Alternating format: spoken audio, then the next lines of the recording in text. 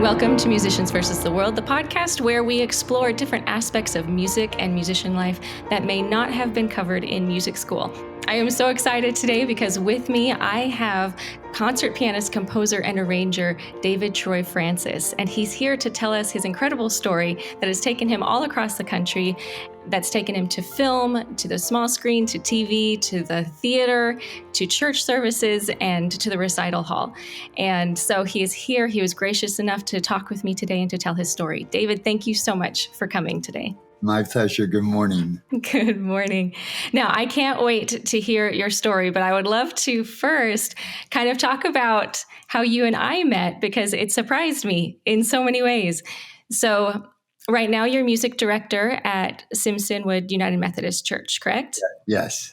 Yeah. So what is your role there? I am the pianist, the organist, and the director of music, the choir, anything musical. Right. Yeah. And you do a fantastic job of it. Mm-hmm. And so as part of that, you've kind of created this community outreach where you have local musicians come and perform for your church. We have 3 exquisite grand pianos in the church and a beautiful buildings. Yes. And I wanted the facilities to be used, and there's nothing better than to offer them to people that are studying musical arts or at the beginning or even in the middle of their careers to give them a place to perform. And the way I met you, I reached out to the DeKalb Greater, whatever it's called, Piano Teachers Association. Yes. And in that conversation, asked them if they had 2 gifted piano students that would be able to perform for our extended 15-minute prelude. Yeah. And one of them was your student.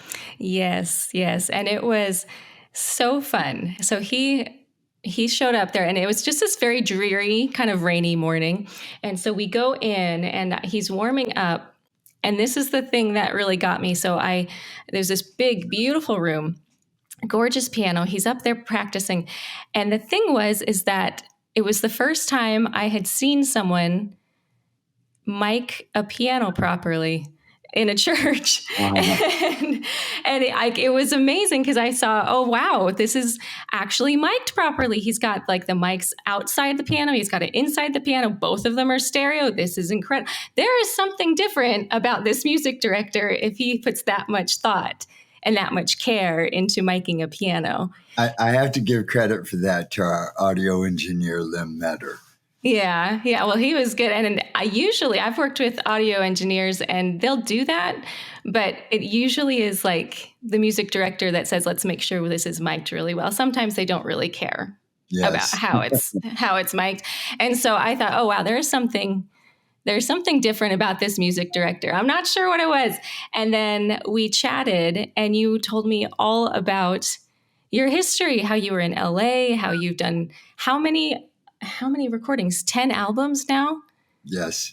Oh my goodness, it's incredible. And so I thought, I've got to hear more about this story. How did you get involved in music?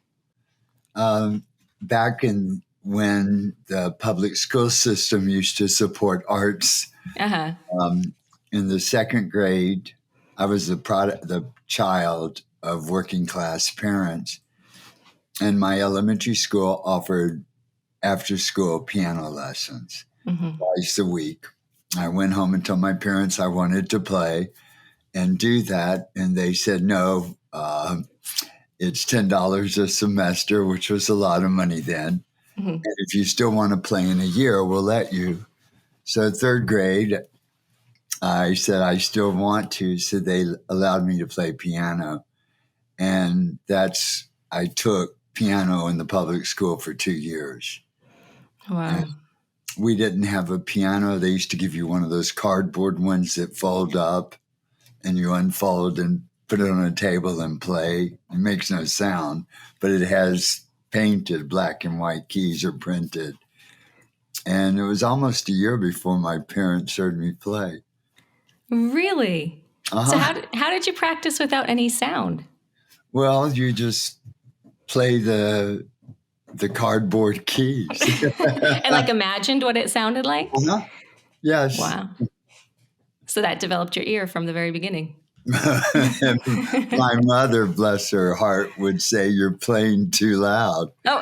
It's a pretty funny thing. She could hear those click, click, click, click. Mm-hmm. Yeah. That is so funny. Well, and then the second thing that so impressed me is that when you played, again, this was a dreary, rainy day in the middle of spring in Georgia, and there was so much joy and so much love in the way that you play. It was just completely opposite of the weather outside. You would have thought it was like the sunshiniest, brightest, warmest day that you could possibly imagine because you exuded that much excitement into your playing. I was so amazed. I was so impressed. Where does that love come from for you? That's a hard question to answer. I love music. Love music. I love playing the piano. And it's something that I know that I do really well, and that I've probably practiced right at 100,000 hours in my life. And it has always been an escape for me, always, and an opportunity to find not wisdom, but insights into my heart and my brain. I truly love it. Even when you were just playing on your little cardboard piano, you loved it? I did. I certainly did. So did they end up getting you a piano, or what did they end up doing? Yes. We had a family that we were very close to that I'm still friends with. And they had the same 4 kids as our family, exactly the same ages. And the father of that family was from New York and loved classical music. And we were all over at their house, and they had a spinet piano. And my mother said, "Why don't you show us what our $10 a semester is going to?" So I played, and Mr. Lunan told my parents to buy me a piano and used the word prodigy. And so within a week, I had a Cable Nelson spinet piano that I kept until I was 20 years old. Oh, really? Uh-huh. Wow. And did they keep you at the school lessons, or did you, at that point when the word prodigy was dropped, did they get you a private tutor? No, I stayed at the school for 2 years. And then I started taking privately from the teacher at the school for another 2 years. And then I went to a more comprehensive teacher. And from what I understand, you started working pretty early in your life, playing the piano. Yes. Do you want to tell us a little about that? Well, my piano teacher at the school was a choir director. And so at 10, he hired me to go play at a Baptist church. And I was already playing at my church, but for free. And I couldn't believe somebody would pay me to play the piano. And they paid me like $10 every 3 months. But it was, for me, that was like, wow. And that I just kept going from there. It's always funny, that first check that you get for playing the piano. It's kind of like opens up this whole world of, wow, I could make a living doing this. Whether that's realistic or not, I don't know. That's true, but you think it. So what would you do? Would you play for the choir, or would you play for congregational things? What was your job? Organist, pianist, accompanist, play the services, all those things. I like all different genres. Classical is my first love. But I accompanied, the Blackwood Brothers were. I don't. They were a very famous gospel group. Who the Oak Ridge Boys are?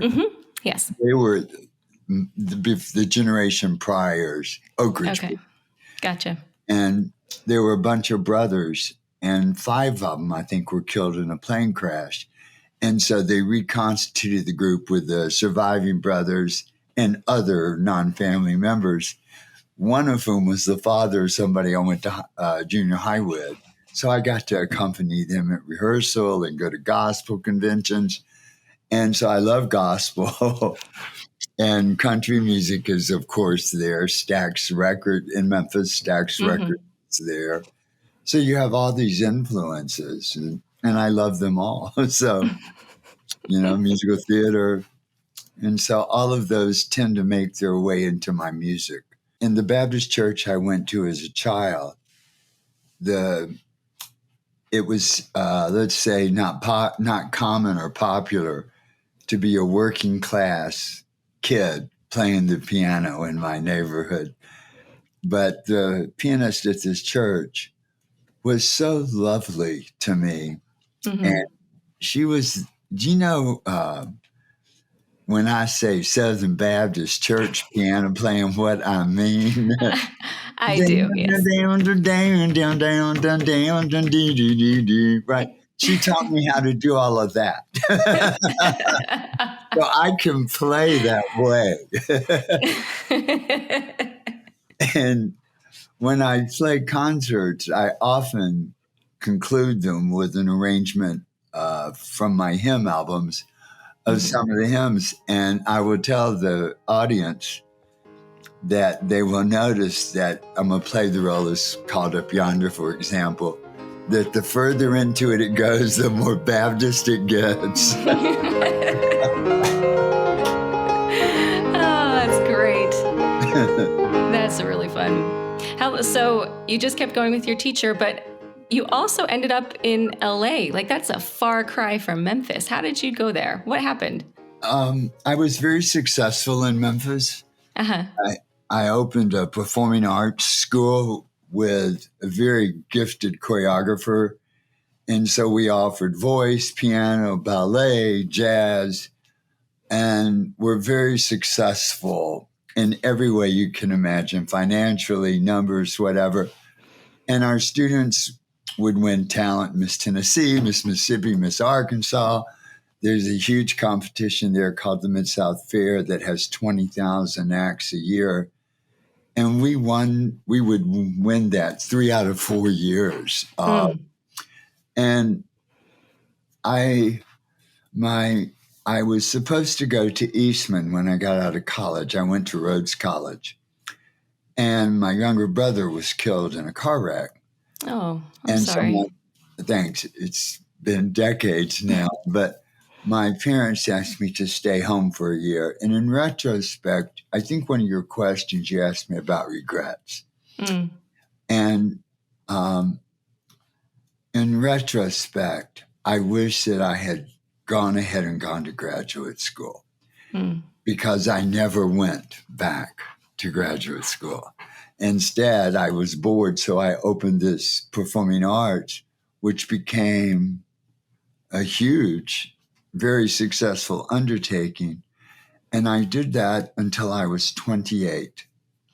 And at 28, I was a gay person in a very bigoted city, right?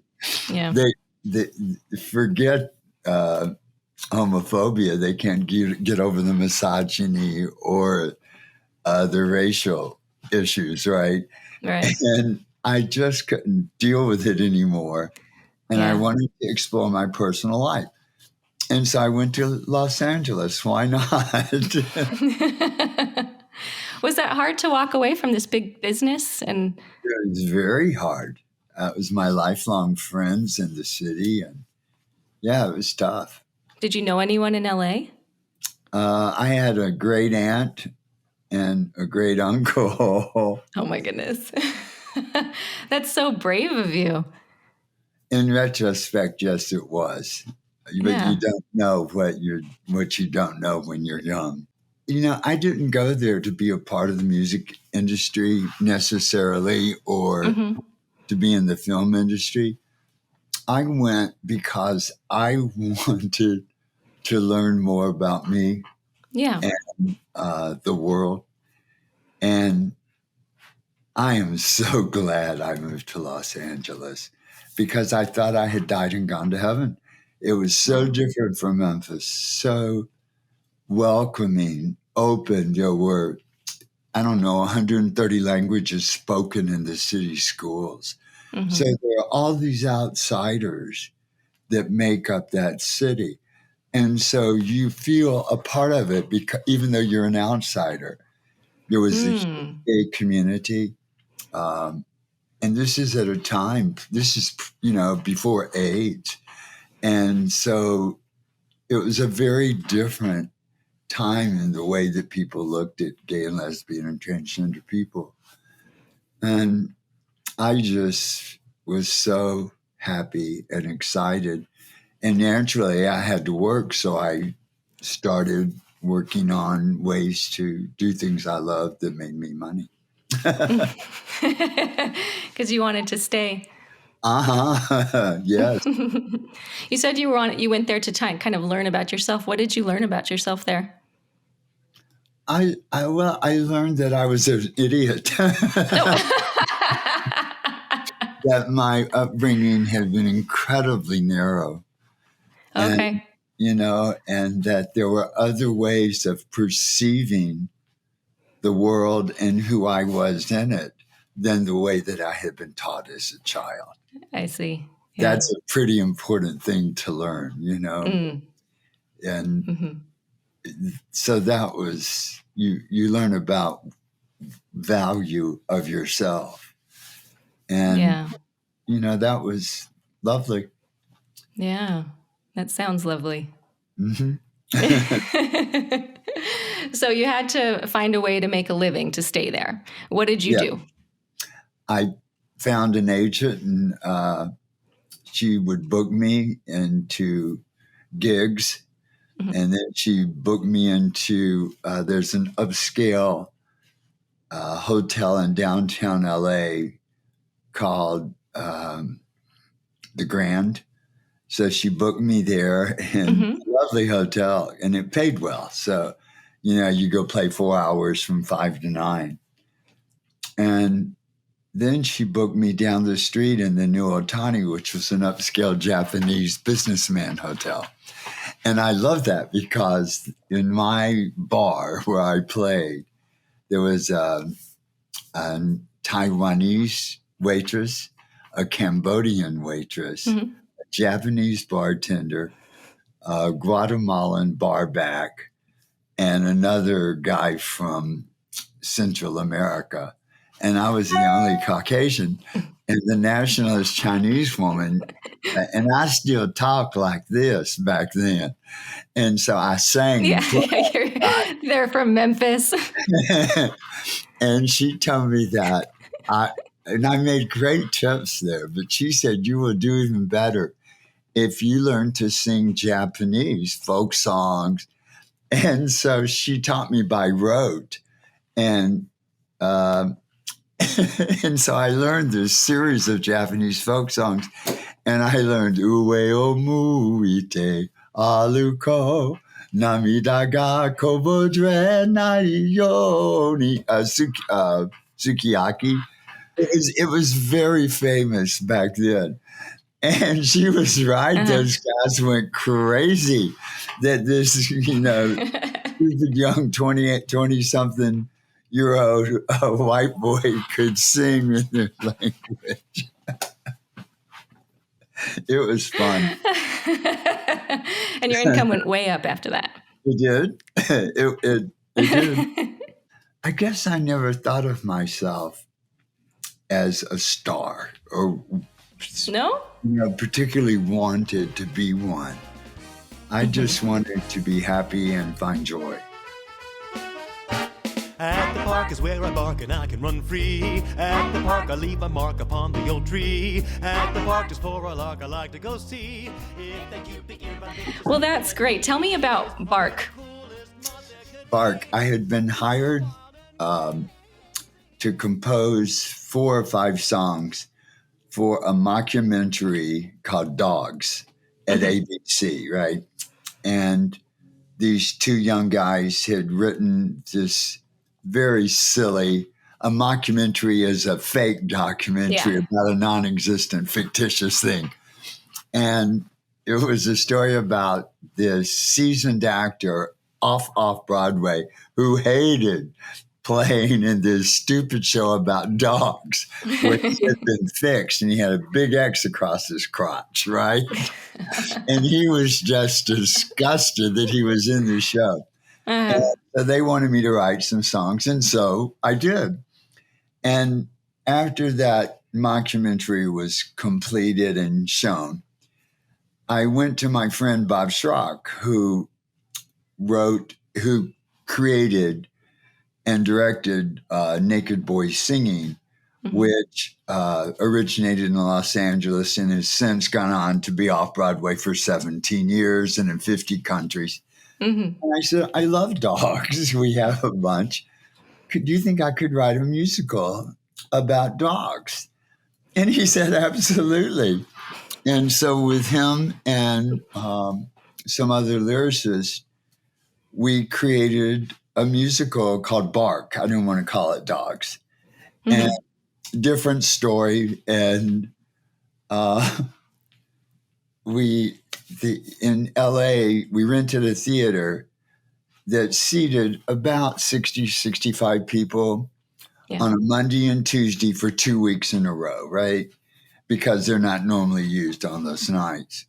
And the first night we were all the seats were taken. And the second night we had standing room only. And I should mention that it rained on both those nights, which it never rains in Los Angeles. But yet still we were full.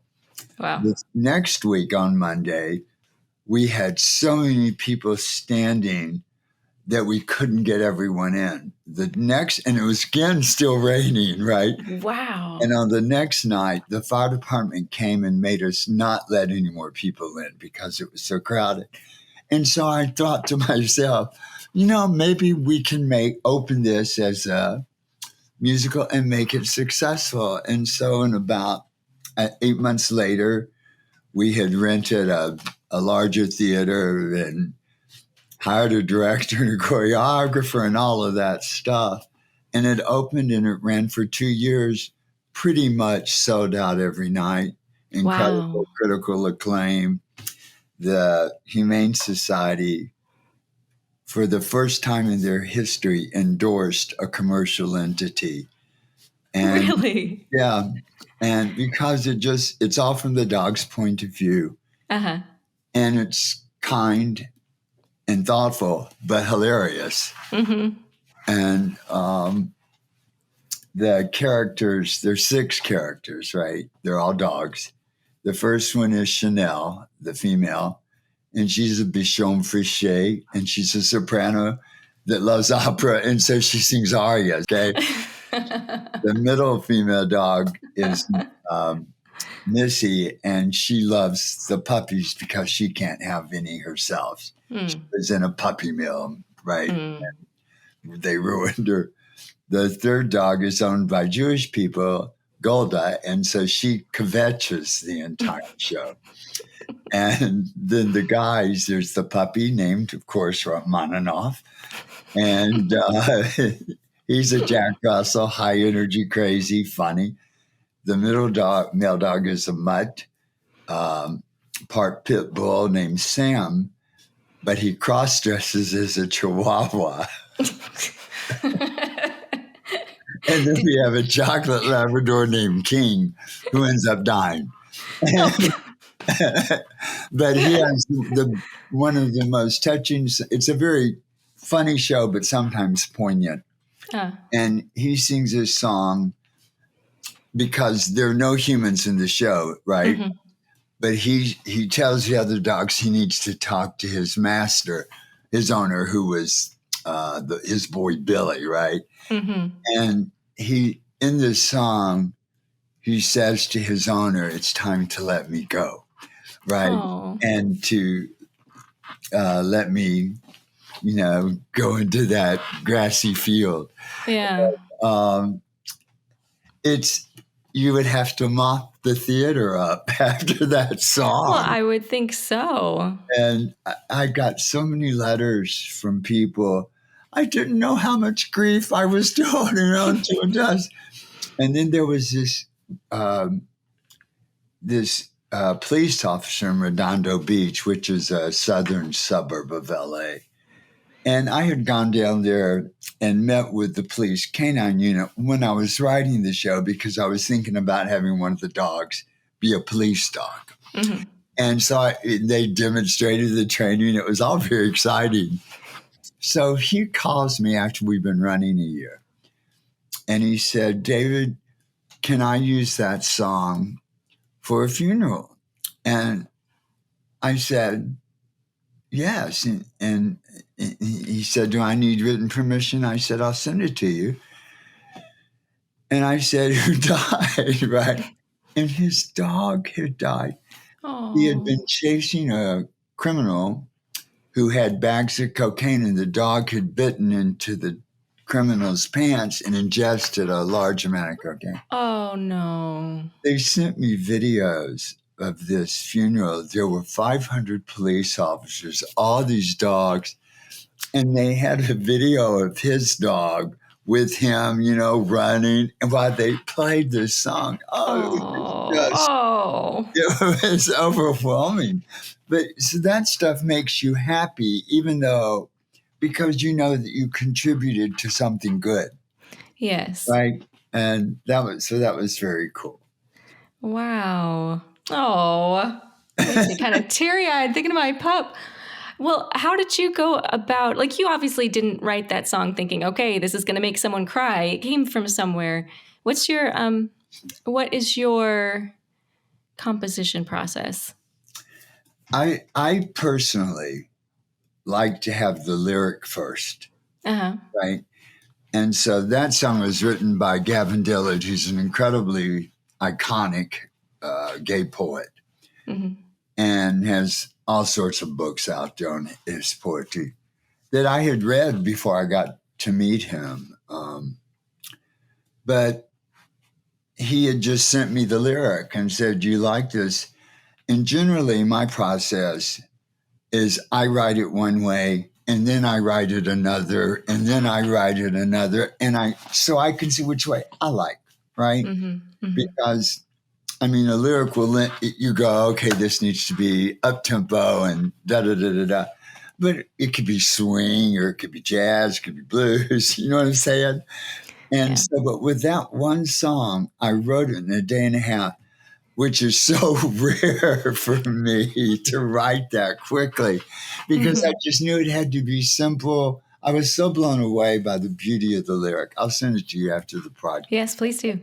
Because it is really, it's just beautiful. And so that one worked out easily. But generally, no, I write them a bunch of different ways, different melodies, different accompaniments. Hold me one last time in your loving arms, my friend.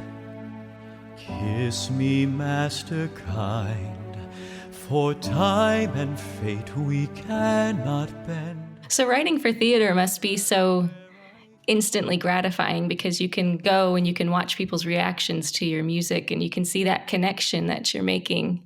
Did you go watch your own performances, or were you kind of like, no? Oh, no, I went. I played for some. You did? Uh-huh. Because we had 3 keyboard players.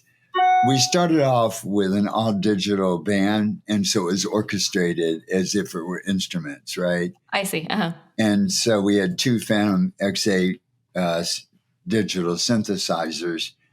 And I don't love digital instruments to play them myself. Mm-hmm. I get why people like them, but you spend your whole life making sure you can play that key 100 different ways. Yeah. And then all of a sudden you're limited to what the response is on a digital. Yeah. And so, and there are all these patches, you had to push this button and that. You're like, oh God. And so I didn't play it for the first 3 months. But after that 3 months, we ditched the digital orchestra and went to piano-based drums, And I thought it was so much better. Right. And so then I would go sub when one of them couldn't be there, but I would go watch a lot. I love seeing it. Mm-hmm. Now you did that and you performed live, but you also recorded a lot when you were in LA. How's that process different from recording to playing live? It's very different. When you're talking about recording piano solo, yes. right? Mm-hmm. And so as you just mentioned earlier, it's amazing the difference in the quality of sound of the recording depending on the engineer and the mic placement. Yep. And it wasn't until I recorded in Capitol Records, which was fun, on the piano used by Nat King Cole. Oh, wow. That was the Gershwin album. And then I recorded at great studios. But the one that I learned the most from was Todd A.O. Studio. Mm-hmm. And my husband was a music editor for A-list films. Remember the Titans, Princess Diaries, Armageddon, Enemy of the State, on and on and on. Wow. And so he knew all these people in the film industry, big time people. Yeah. And Bob Batterme, his supervisor, because I wanted to record Ned Worm's world premiere of his 8 etudes for piano. Mm-hmm. And I worked on it almost 2 years, learning, mastering, memorizing. Mm-hmm. And it's hard. It makes Prokofiev look easy. And I had gone to see Mr. Rorem and get his input. I'll tell you about that in a minute. That was crazy. But so Bob Batterme got Sean Murphy, who is like a legend and who's won Oscars on music engineering. Yeah. Right? I mean, like big time. Yeah. Got him to record my album. No. And for like $2,000 rather than the $80 he usually charge. What? Just because he knew him? How did that happen? Because Bob asked Sean Murphy, because Bob loved me. And so Sean did it, right? And I think that Bob told him that the music deserved his attention. And no one had recorded those etudes before. Mm-hmm. And I could see why. They're very hard. But so what he did, everybody puts their mics different ways, right? Right. But so what he did was he had a set of mics 20 feet away from the piano. Right. At pretty tall. Mm-hmm. And then you come into 10 feet and he had a set of mics half as tall. And then you came in 4 feet and you had more mics, and then you had mics inside the piano. Oh, that's amazing. Well, you have to have the resources to have those mics. And the room, too. And the room was huge. Yeah. But, depending on the engineer is what you get.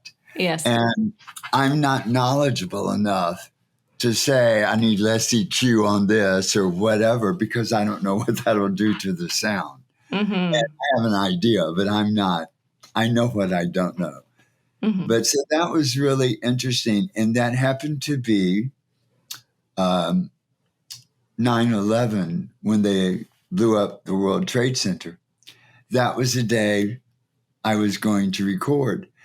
And I was aghast because I could not afford to not show up and to lose the $4,000 or whatever it was I had paid for the recording studio, not to mention the engineer, et cetera.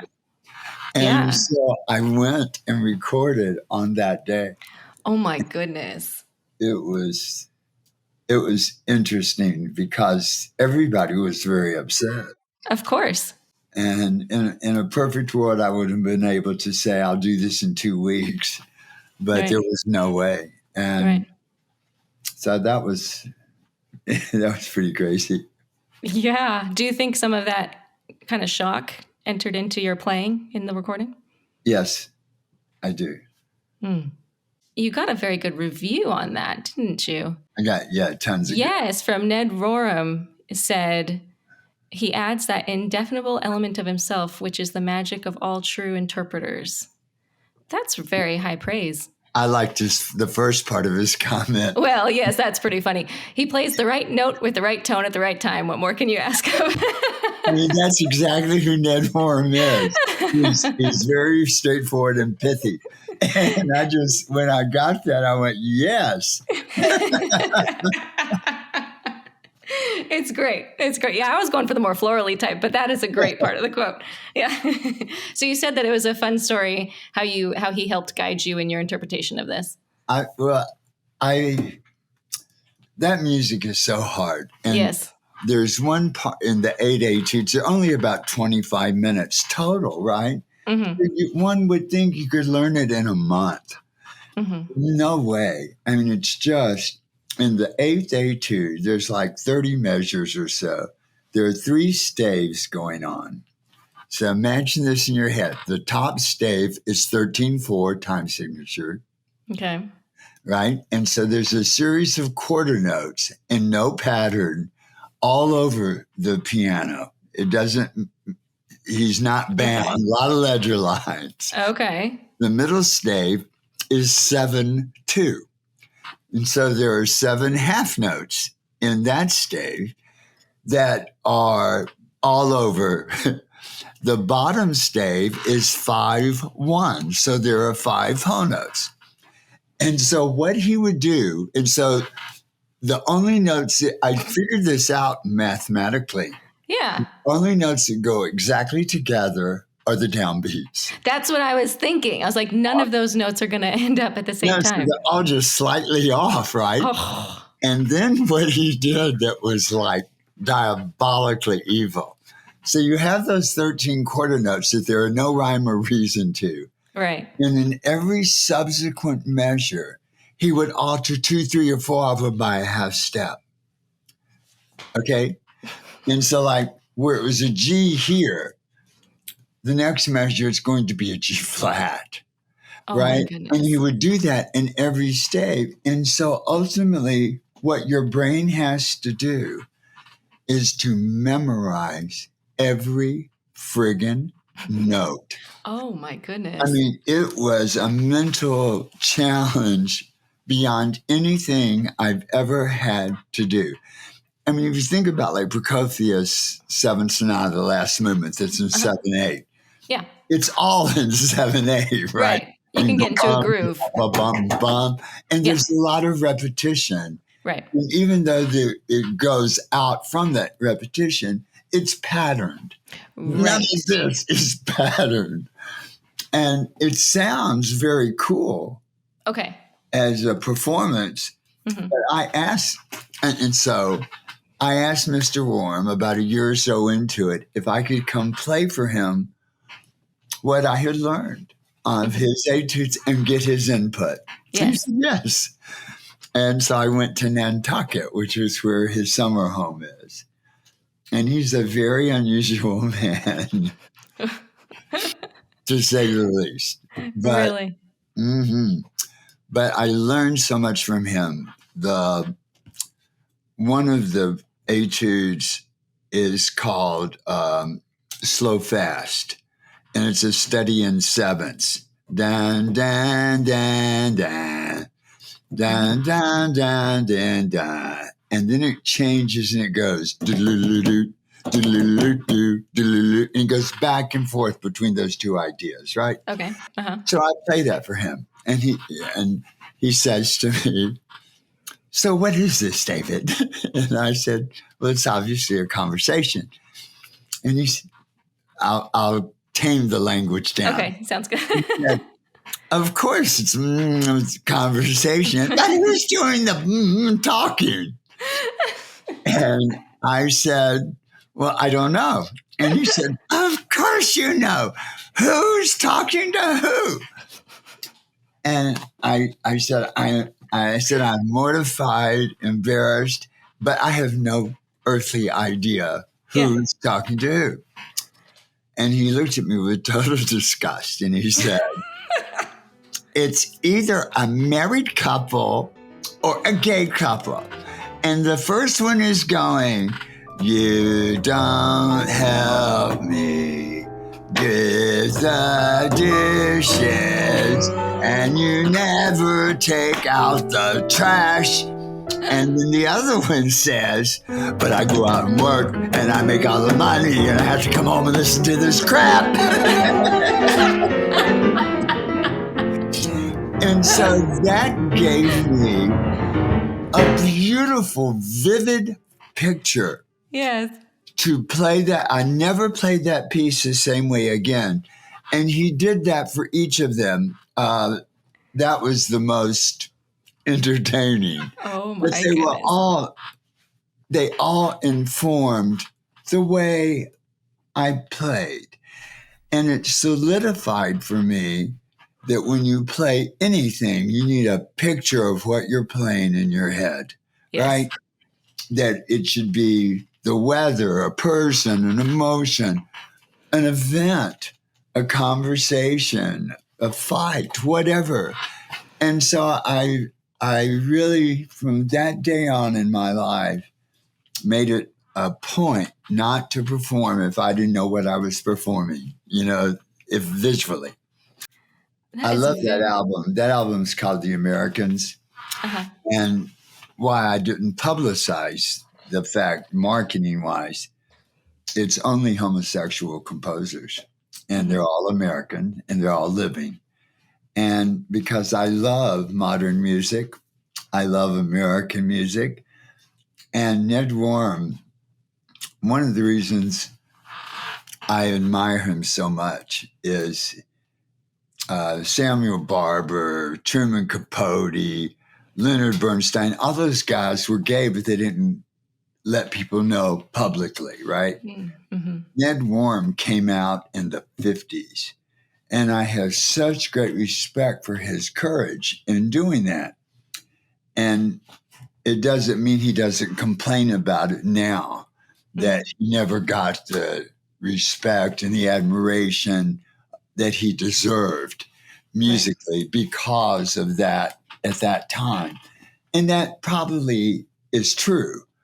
But irrespective, he's got worldwide acclaim for all sorts of stuff. And one of the main things that I find so amusing and ironic is so much of his liturgical music is performed in Hoboken Baptist Church, where they don't know that they're singing music by an atheist homosexual. I just find that too perfect. And he's quite a character. I mean, why would he write liturgical music? Because he loves writing art songs and setting. All of his music's not liturgical, but some is. Some is. And and it's pretty popular. It's pretty amazing to me. That is amazing. Now you've mentioned that you love to perform for the people who feel left out or they feel like other. The other. Yes, the other. And I thought that was so sweet. Do you want to talk a little bit about that? Sure. I was an other.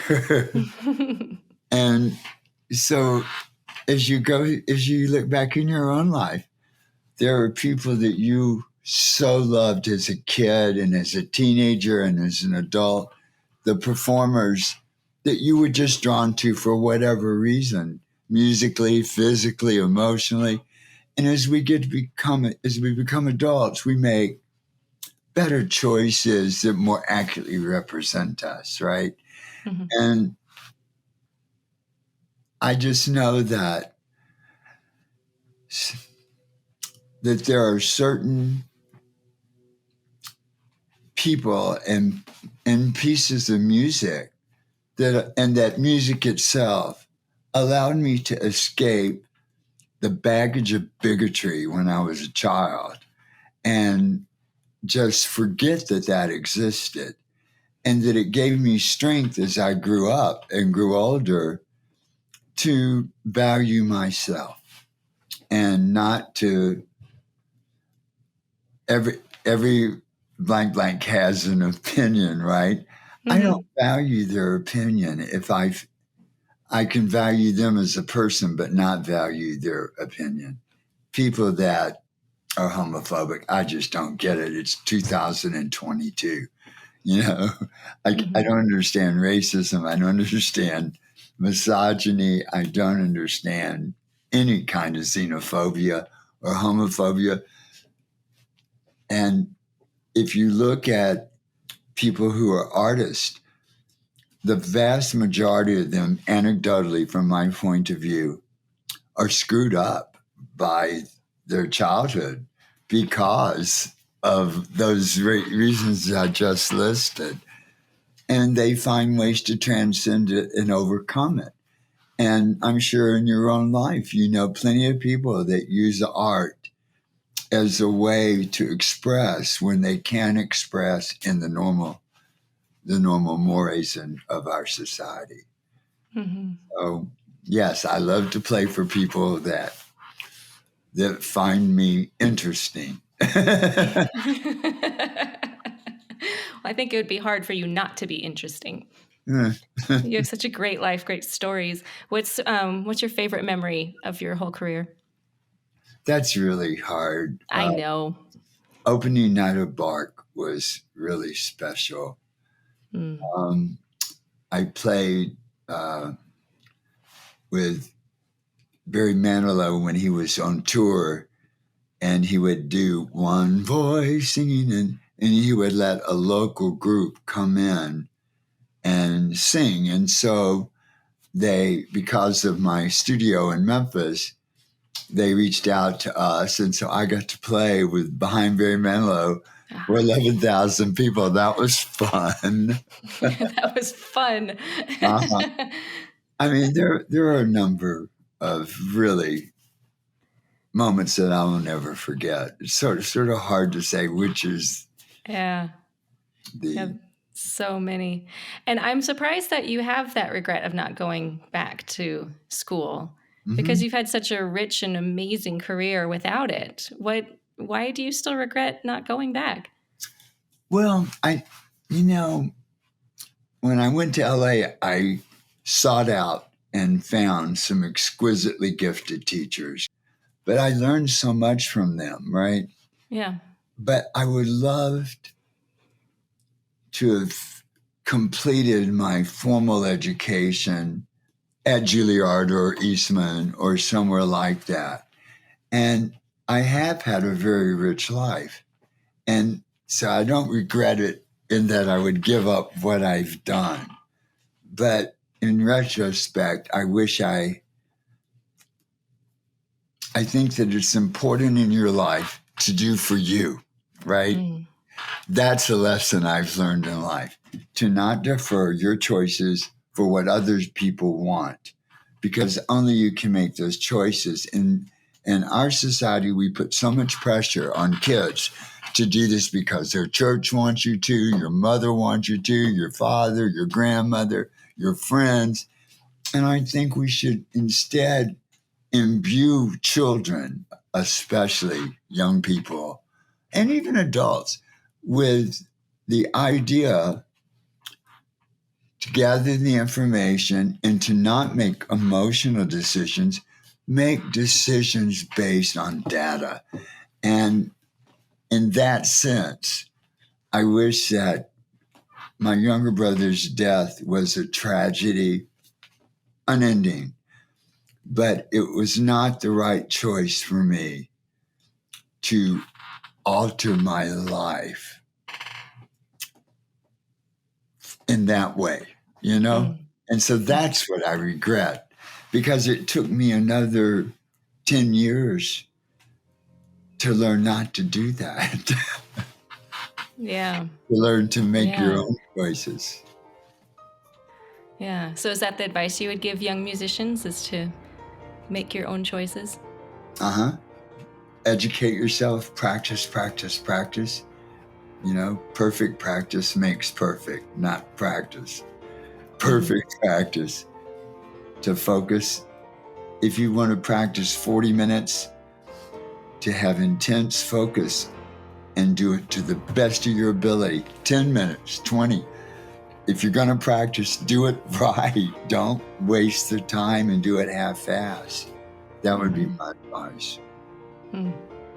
Well, David, thank you so much. Thank you My so pleasure. much for your stories and sharing your life well lived.